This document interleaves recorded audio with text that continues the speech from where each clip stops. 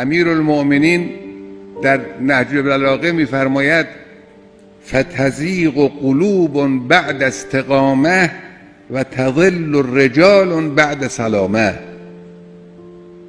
بعضی از دلها یک روزی مستقیم بودن، در راه راست قرار داشتن، درست حرکت میکردن، اما بعد برگردانده شدن. زیغ یعنی واژگونه شدن. ربنا لا تزغ قلوبنا که در قرآن هست، یعنی خدای دلهای ما رو واژگونه نکن. درست میفهمیدیم ما رو دچار بدفهمی و کجفهمی نکن. امیرالمؤمنین میگه بعضیا یک روزی درست حرکت میکردن اما دلهاشون رو واژگونه شد. حالا چرا واژگونه میشه؟ خدا که به کسی ظلم نمیکنه.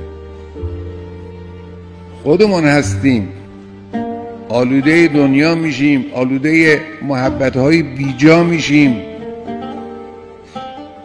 آلوده جاه طلبی میشیم، آلوده رفیق بازی میشیم، آلوده جناح بازی و حزب بازی میشیم، دلمون واژگونه میشه. از اون راه درست،